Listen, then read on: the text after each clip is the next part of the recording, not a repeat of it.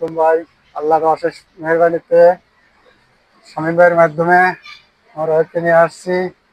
তো শামীম ভাইয়ের কাজটা মোটামুটি আল্লাহর মধ্যে খুবই ভালো, কোনো ঝামেলা হয় নাই। আসার পরে পেমেন্ট কোনো সমস্যা নাই। তো সবাই তার মাধ্যমে কাজ করাবেন, দোয়া করে কেউ থাকবেন না।